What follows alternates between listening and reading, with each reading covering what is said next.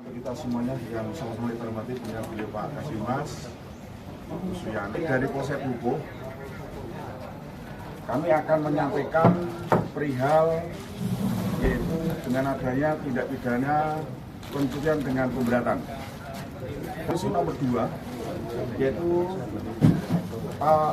bulan April tahun 2024, pelapor atau korban yaitu saudara Suyanto bin Cipto Sarno, laki-laki umur 46 tahun. Pelapor yaitu kebetulan ini adalah Indro Kustanto alias Muji bin Paryo, umur kurang lebih 52 tahun, agama Islam, wira swasta, alamatnya Jetis, RT 1 RW 6, Desa Ketitang, Kecamatan Nogosari, Boyolali. Budiono alias Takrake bin Karmosnen, usianya bermirip yaitu 51 tahun, agama Islam, karyawan swasta, kemudian alamatnya juga sama namun beda RT. Kalau di sini adalah perkara pencucian dengan pemberatan sebagaimana yang sudah diatur di dalam pasal 363 KUHP. Ya. Kami menerima laporan aduan daripada saudara pelapor, tentunya yaitu pada pukul 07.30, yaitu saudara saksi satu yang bernama Suwarti, ini adalah juga istrinya, melaporkan ke kami yaitu bahwa tokonya yang bernama Toko Sinar Baru telah dibobol oleh pelaku, yaitu pelaku Indro Kristanto maupun Budi Yuwono. Kemudian kami bersama tim dari Unit Reskrim Polsek, kami juga mengundang daripada tim dari Polres yaitu baik Inavis, kemudian juga dari identifikasi. Saat itu kami juga mengulang TKP bersama juga di backup oleh Resmob, tentunya di Polres Sragen.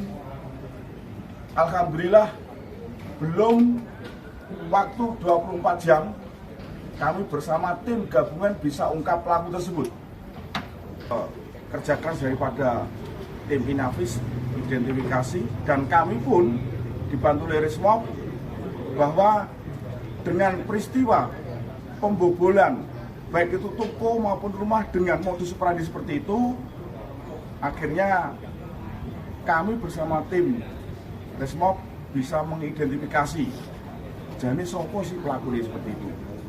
Dengan kebetulan namanya kejahatan tidak sempurna, di dalam TKP kami juga bisa dan mendapatkan yaitu adanya sidik jari.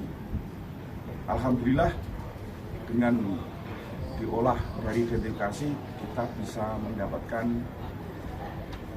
bahwa pelaku ini. Kebetulan bahwa kedua pelaku ini memang residivis. Ya, residivis. Yang pertama saudara Indro Kristanto itu pernah menjalani proses hukum dengan kasus yang sama di Boyolali pada tahun 2014. Ya, 2014 beliau telah menerima 20 bulan. Kemudian saudara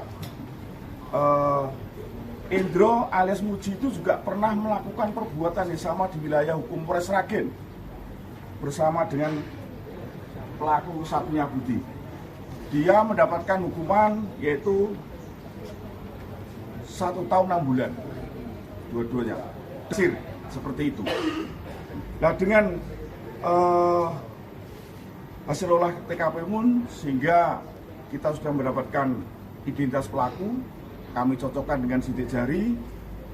Alhamdulillah tim dari unit Polsek maupun dari Resmob akhirnya pada sore harinya kami bisa mengamankan daripada kedua pelaku berikut barang bukti yang diambil di toko Sinar Baru yang ada di Lukuh tersebut. Tas di wilayah kami, tepatnya yaitu di wilayah dari beliau melihat toko. Kemudian setelah dia melihat toko di gembok dari rumah, akhirnya dari jarak toko Sinar Baru dia bablas kurang lebih 1 km, sepeda motornya diparkir di tengah sawah di pinggir jalan. Kemudian dia menuju ke TKP jalan kaki. jalan kaki kemudian sampai di TKP di toko Sinar Baru itu pada pukul 21.00. Itu modus operandi atau cara pelaku itu.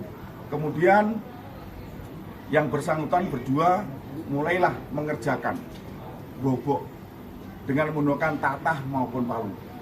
Dari pukul 21.00 sampai pada pukul 03.00 barulah bisa melubangi daripada toko tersebut. Setelah dilubangi, akhirnya yang bersangkutan berhasil mengambil barang yang ada di toko Sinar Baru tersebut.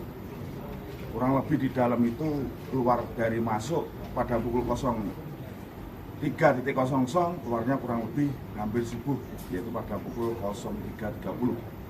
Setelah dia berhasil dengan menggunakan sarana yang ada, dengan baju yang diambilnya itu, akhirnya barang-barang semua itu bisa dibawa keluar dengan menggunakan jalan kaki menuju sepeda motor yang diparkir kurang lebih jaraknya 1 km tersebut. Ketersediaan alat bukti dikuatkan dengan saksi-saksi yang ada bahwa kedua pelaku tersebut kami jerat dengan menggunakan pasal 363 ayat 1, yaitu keempat, ketiga, keempat, kelima KUHP dengan ancaman hukuman kurungan adalah 7 tahun. Dengan mendasari ancaman 7 tahun tersebut, akhirnya kedua pelaku dapat kami lakukan penahanan karena di atas ancaman 5 tahun.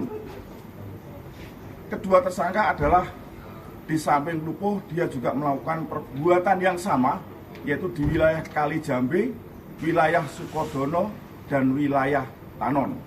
Seperti itu, ya. Dengan lokasi, dengan modus operandi, dengan cara juga sama, ya, dengan menggunakan tatah, palu, sehingga dia berhasil untuk mengambil tersebut. Ada pemilik toko Sinar Baru itu, ya, 50 buah jenis barang bukti yang bisa diamankan, termasuk 100.000. Ini lagi, itu ya. Pak Kapolsek, boleh ditanya ke pelaku bagaimana dia memastikan toko itu tidak ada penghuninya? Iya. Ditanya aja Pak. Oke. Bagaimana? Prosesmu kok ngerti? Nah, misalnya toko itu tidak ada penghuni, tidak ada yang nunggu, kosong itu seperti apa? Jelaskan ini juga. Setiap pintu itu dan di setiap pintu itu ada rangkapan gembok. Oh, Rangkapan gembok. untuk mengidentifikasi ya. Iya. Jadi ketika dia menghunting atau melewat, di mana toko itu misalnya tergembok, kalau itu gemboknya itu double, itu dipastikan bahwa itu toko maupun rumah itu kosong. Seperti itu. Ya.